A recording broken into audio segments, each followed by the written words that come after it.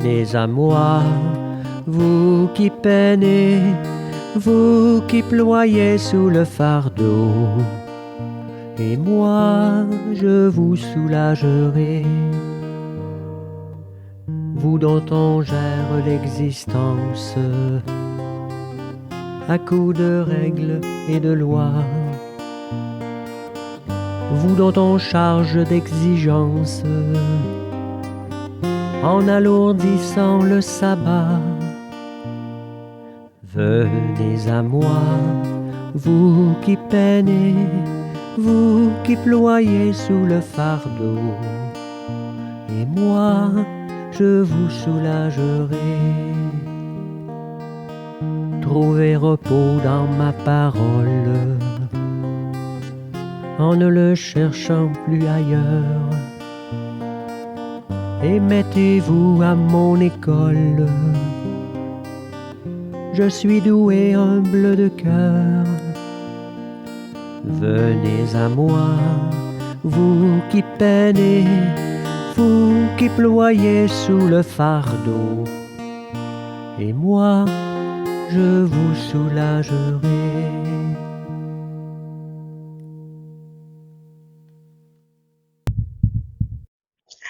Bonjour, bienvenue à chacun et chacune de vous. Comme vous le savez, aujourd'hui, nous sommes appelés à vivre la liturgie de la parole sans l'Eucharistie. Préparons-nous donc à vivre la présence du Seigneur dans sa parole. L'Eucharistie est le centre même de la vie de l'Église. La liturgie de la parole sans l'Eucharistie soutient la volonté des fidèles de faire Église en demeurant des communautés vivantes. Qu'elles entretiennent et développent le goût de la Sainte Écriture. Qu'elles avivent le désir de l'Eucharistie, ce mystère qui réalise l'unité de la foi autour de l'unique pasteur, le Christ ressuscité. Nous aurons distribution de la communion avec des hosties qui sont déjà consacrées. Nous utilisons toujours le prion en Église pour les prières et les lectures, mais la liturgie est remplacée par une prière de louange. Levons-nous et accueillons le livre de la parole en chantant.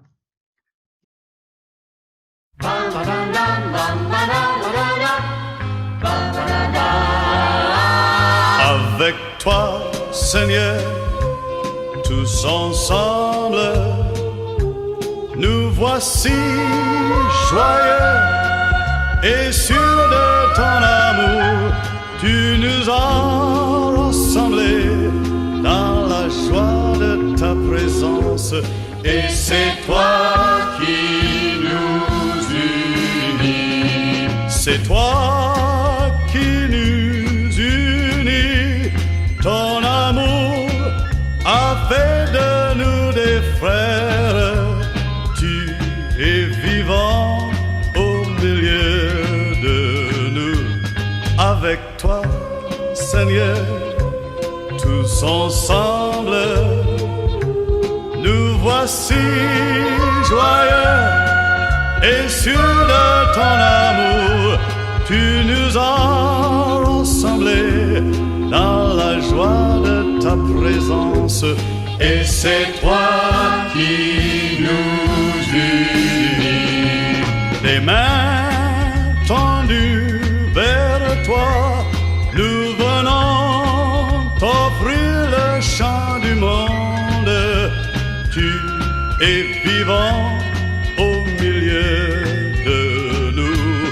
Avec toi, Seigneur, tous ensemble, nous voici joyeux et sûrs de ton amour.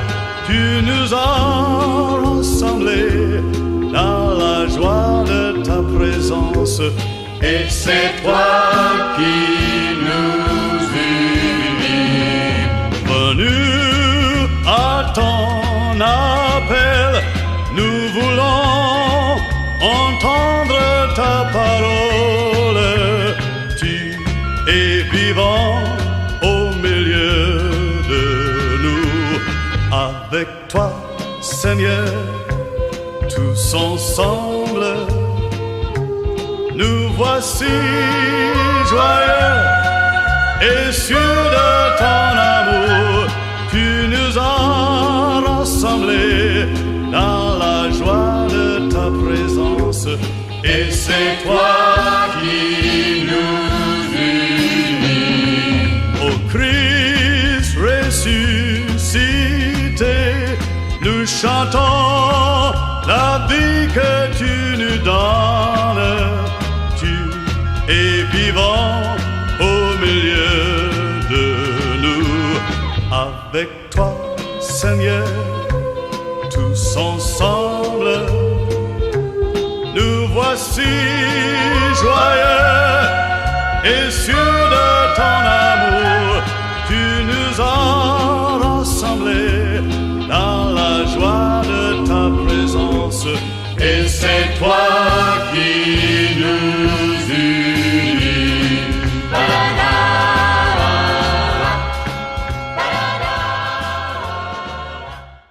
Je m'occuperai de mes brebis, je veillerai sur elles, dit le Seigneur.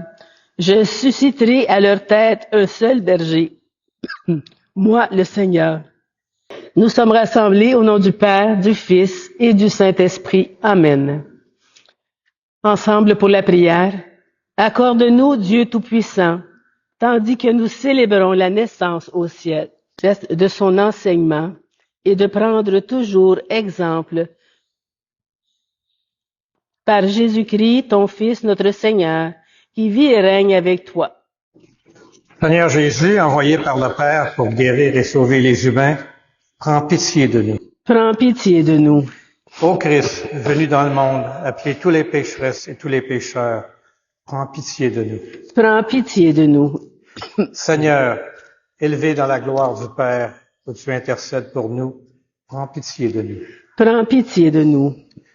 Nous allons maintenant écouter la parole de Dieu, que cette parole soit toujours proclamée en ce lieu et qu'elle nous révèle le mystère du Christ. Il lui donna le nom de Moïse en disant « Je l'ai tiré des eaux ». Or vint le jour où Moïse, qui avait grandi, se rendit auprès de ses frères. Lecture du livre de l'Exode. En ces jours-là, un homme de tribu de Lévi avait épousé une femme de la même tribu. Elle devint enceinte et elle enfanta un fils. Voyant qu'il était beau, elle le cacha durant 3 mois. Lorsqu'il lui fut impossible de le tenir caché plus longtemps, elle prit une corbeille de jonc qu'elle enduisit de bitume et de goudron. Elle y plaça l'enfant et déposa la corbeille au bord du Nil, au milieu des roseaux. La sœur de l'enfant se tenait à distance pour voir ce qui allait arriver. La fille de Pharaon descendit du fleuve pour s'y baigner, tandis que les suivantes se promenaient sur la rive. Elle aperçut la corbeille parmi les roseaux et envoya sa servante pour la prendre. Elle l'ouvrit et vit l'enfant. C'était un petit garçon, il pleurait. Elle en eut pitié et dit, « C'est un enfant des Hébreux. » La sœur de l'enfant dit alors à la fille du Pharaon, « Veux-tu que j'aille te chercher parmi les femmes des Hébreux? Une nourrice qui, pour toi, nourrira l'enfant? » La fille du Pharaon lui répondit, « Va. » La jeune fille alla donc chercher la mère de l'enfant. La fille de Pharaon dit à celle-ci, « Amène cet enfant et nourris-le pour moi. C'est moi qui te donnerai ton salaire. » Alors la femme emporta l'enfant et le nourrit. Lorsque l'enfant eut grandi, elle le ramena à la fille de Pharaon, qui la traita comme son propre fils. Elle lui donna le nom de Moïse, en disant, « Je l'ai tiré des eaux. » Or vint le jour où Moïse, qui avait grandi, se rendit auprès de ses frères, et les vit accablés de corvée. Il vit un Égyptien qui frappait un Hébreu, l'un de ses frères. Regardant autour de lui et ne voyant personne, il frappa à mort l'Égyptien et l'enfouit dans le sable. Le lendemain, il sortit de nouveau. Voici que 2 Hébreux se battaient. Il dit à l'agresseur, « Pourquoi frappes-tu ton compagnon? » L'homme lui répliqua, « Qui t'a institué juge et chef sur nous? Vas-tu me tuer comme tu as tué l'Égyptien? » Moïse eut peur et se dit, « Pas de doute, la chose est connue. » Pharaon en fut informé et chercha à faire tuer Moïse. Celui-ci s'enfuit loin de Pharaon et habita au pays de Madian. Parole du Seigneur. Pour le psaume, cherchez Dieu, vous les humbles, et votre cœur vivra. J'enfonce dans la vase du gouffre, rien qui me retienne. Je descends dans l'abîme des eaux, le flot m'engloutit. Cherchez Dieu, vous les humbles, et votre cœur vivra. Et moi je te prie, Seigneur, c'est l'heure de ta grâce. En ton amour, réponds-moi. Par ta vérité, sauve-moi. Cherchez Dieu, vous les humbles, et votre cœur vivra. Et moi, humilié, meurtri, que ton salut, Dieu, me redresse, et je louerai le nom de Dieu par un cantique. Je vais le magnifier, lui rendre grâce. Cherchez Dieu, vous les humbles, et votre cœur vivra. Les pauvres l'ont vu, et ils sont en fête. Vie et joie à vous qui cherchez Dieu. Car le Seigneur écoute les humbles, et n'oublie pas les siens emprisonnés. Cherchez Dieu, vous les humbles, et votre cœur vivra. Alléluia, alléluia. Aujourd'hui, ne fermez pas votre cœur, mais écoutez la voix du Seigneur. Alléluia. L'Évangile de Jésus-Christ selon saint Matthieu. Seigneur, purifie mon esprit, purifie ma bouche et purifie notre cœur, à chacun et chacune d'entre nous. En ce temps-là, Jésus se mit à faire des reproches aux villes où avaient eu lieu la plupart de ses miracles, parce qu'elles ne s'étaient pas converties. Malheureuse es-tu, Chorazine, malheureuse es-tu, Bethsaïde, car si les miracles qui ont eu lieu chez vous avaient eu lieu à Tyr et à Sidon, ces villes, autrefois, se seraient converties sous le sac et la cendre. Aussi, je vous le déclare, au jour du jugement, Tyr et Sidon seront traités moins sévèrement que vous. Et toi, Capharnaüm, seras-tu donc élevé jusqu'au ciel? Non, tu descendras jusqu'au séjour des morts. Car si les miracles qui ont eu lieu chez toi avaient eu lieu à Sodome, cette ville serait encore là aujourd'hui. Aussi, je vous le déclare, au jour du jugement, le pays de Sodome sera traité moins sévèrement que toi. Acclamons la parole de Dieu.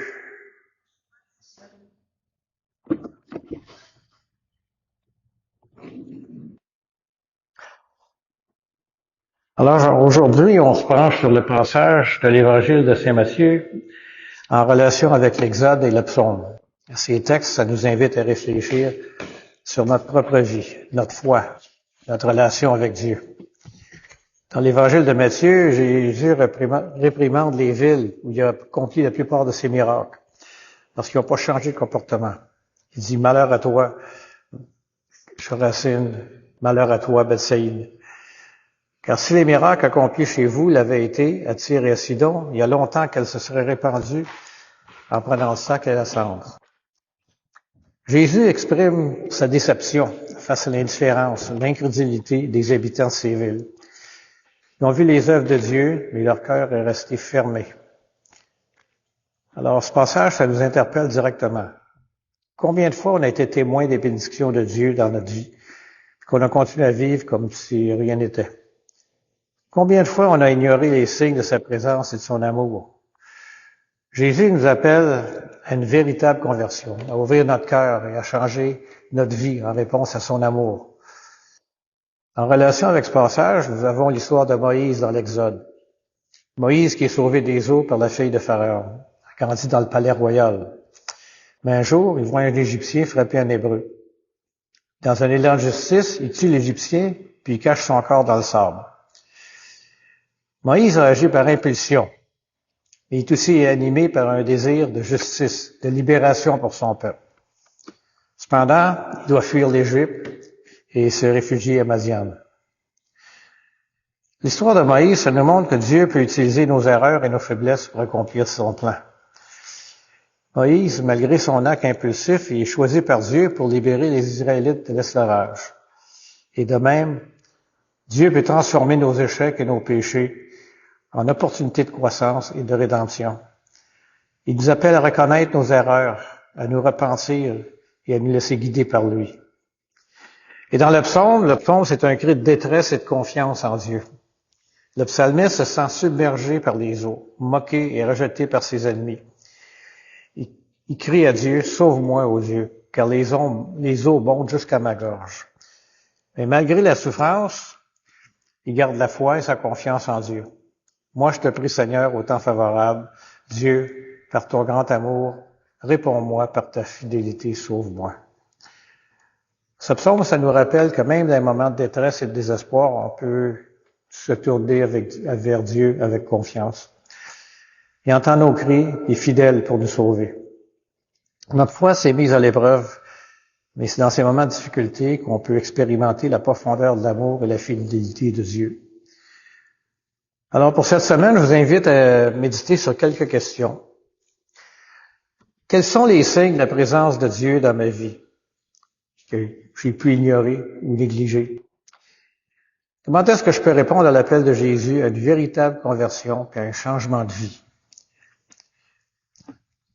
C'est quoi les erreurs et les échecs de ma vie que Dieu peut transformer en opportunité de croissance et de rédemption?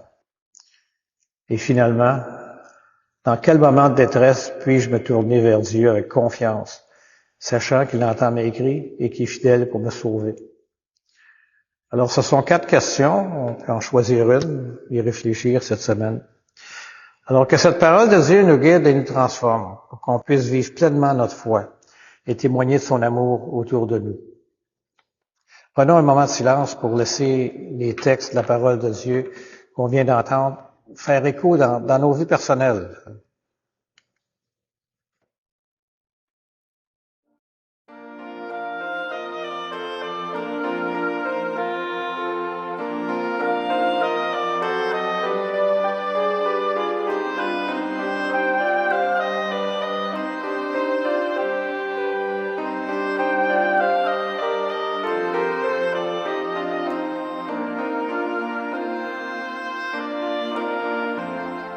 Là où il y a la haine, que surgisse ton amour. Là où il y a le doute, que s'élève un chant de foi. Que ton règne vienne comme l'aube sur la nuit. Que ton règne vienne, qu'il éclaire et change notre vie. Là où règnent les ténèbres, que paraisse ta clarté. Là où cesse l'espérance, que s'élève un chant d'espoir. Que ton règne vienne comme l'aube sur la nuit. Que ton règne vienne, qu'il éclaire et change notre vie. Là où naissent les discordes, que s'installe l'unité. Là où il y a la guerre, que s'élève un chant de paix. Que ton règne vienne comme l'aube sur la nuit. Que ton règne vienne, qu'il éclaire et change notre vie.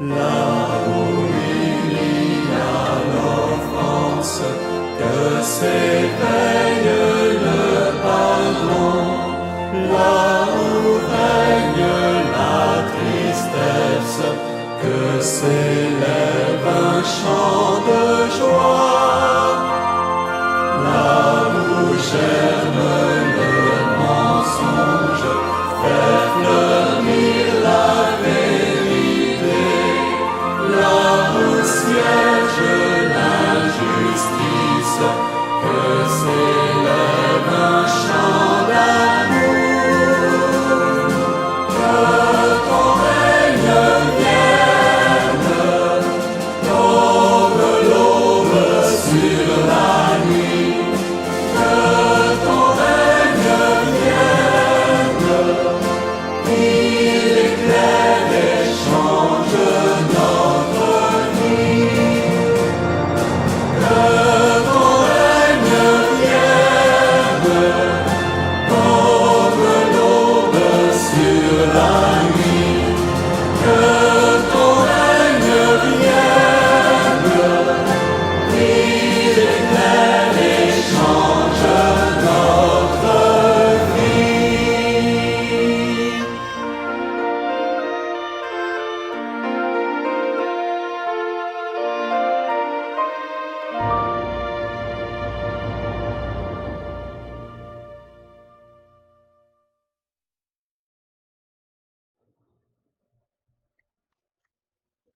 La prière de louange qu'on va entendre, comme vous le savez, n'est pas dans le prière en Église. Mais entre chaque partie de la prière, nous dirons ensemble, nous te louons.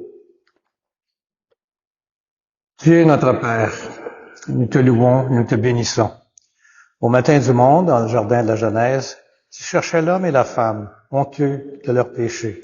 Et déjà ton cœur inventait la promesse qui allait ensemencer l'espérance d'un amour plus fort que tout péché et toute mort. Dieu de tendresse et de pardon, tu as visité ton peuple. Tout au long de son histoire, tu ne l'as pas abandonné à sa perte. Tu as entendu le cri de sa peine et tu l'as délivré de ses esclavages.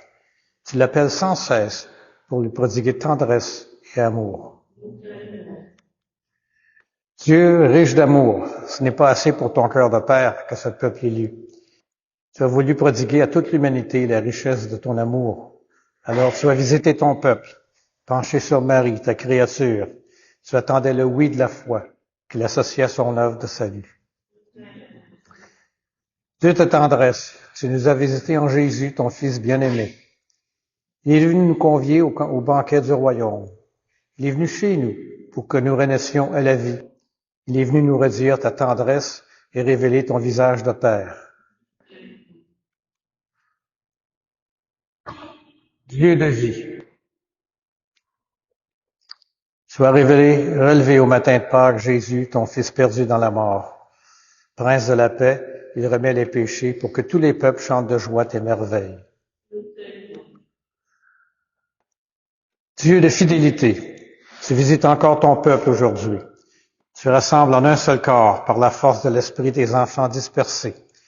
Il manifeste ta tendresse aux plus pauvres et aux plus démunis, à ceux qui cherchent sans trouver, à ceux qui désespèrent, pour qu'un jour nous soyons tous réunis auprès de toi, Père, pour chanter notre allégresse avec Jésus, ton Fils, dans l'esprit d'amour.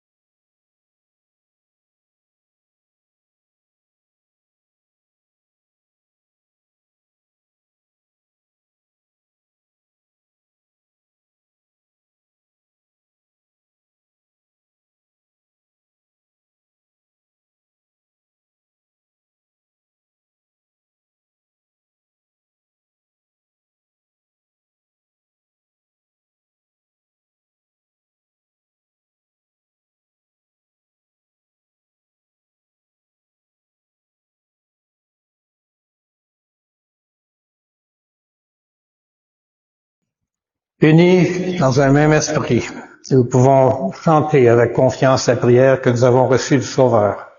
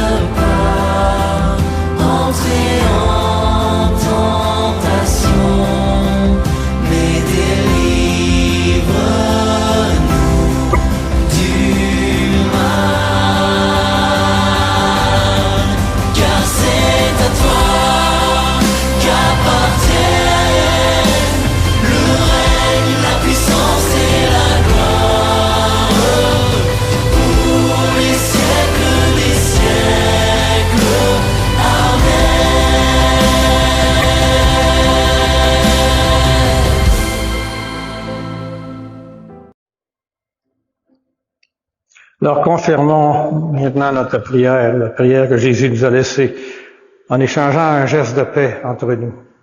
Que la paix soit avec vous.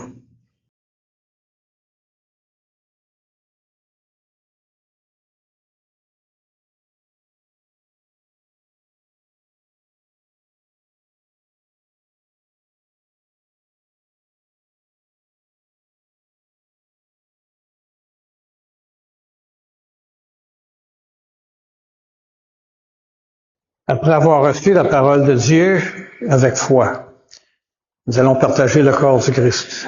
Alors que cette communion nous unisse à toute l'Église qui se rassemble aujourd'hui à travers le monde pour proclamer la mort et la résurrection de Jésus-Christ. Il est l'agneau qui enlève le péché du monde. Seigneur.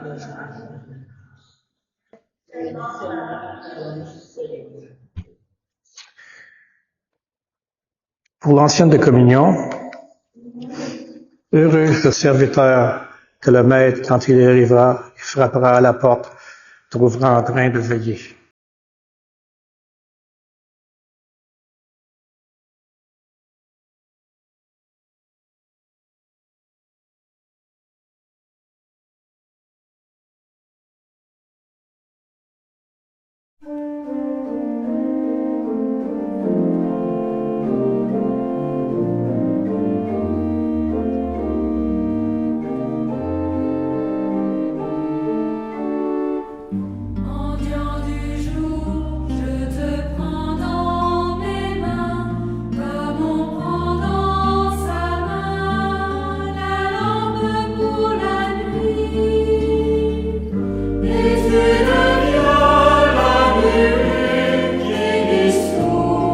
Qui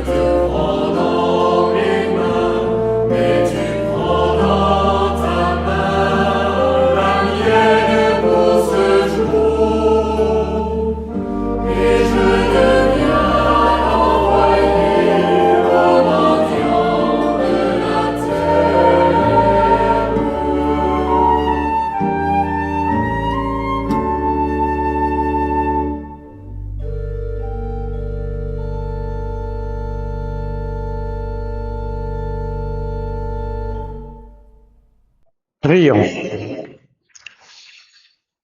Déjà rénovés par ce mystère très saint, nous te supplions humblement, Seigneur. Puissions-nous, en prenant exemple sur Saint Bonaventure, professer ce qu'il a cru et pratiqué, ce qu'il a enseigné, par le Christ notre Seigneur. Amen. Que le Dieu Tout-Puissant nous bénisse et nous garde, qu'il fasse resplendir sur nous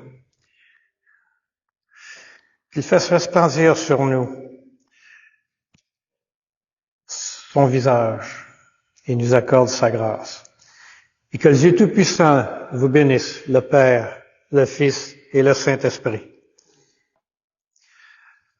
Allez dans la paix proclamer l'Évangile de Dieu. Passez une bonne semaine. Profitez de la chaleur. Pensez seulement dans 6 mois d'ici comment on va geler. Ça va peut-être faire du bien. Bonne journée.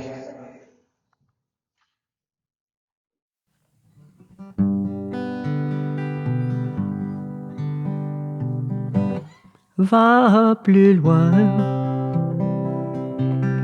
va plus loin.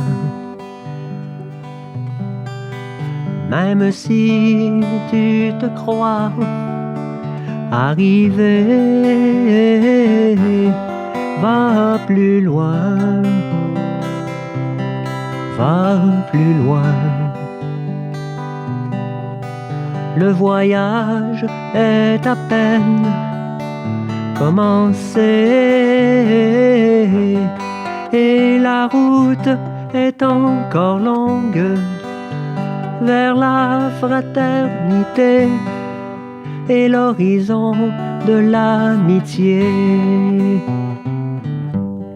Viens, suis-moi, mon ami, n'aie pas peur, même si l'obscurité nous aveugle. Je suis là et je marche avec toi.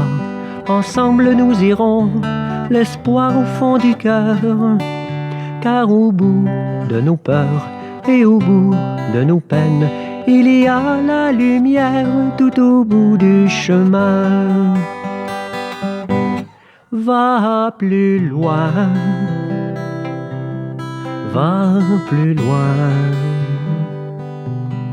Même si tu te crois arrivé, va plus loin, va plus loin. Le voyage est à peine commencé et la route est encore longue vers la fraternité et l'horizon de l'amitié. Je suis là, mon ami, près de toi, même si tu redoutes d'être seul. Je suis là et je marche avec toi. Je te donne la main pour aller sans faiblir. Et la joie dans le cœur, va, regarde plus loin. La lumière promise est au bout du chemin. Va plus loin, va plus loin. Même si tu te crois arrivé, va plus loin, va plus loin. Le voyage est à peine commencé et la route est encore longue vers la fraternité et l'horizon de l'amitié.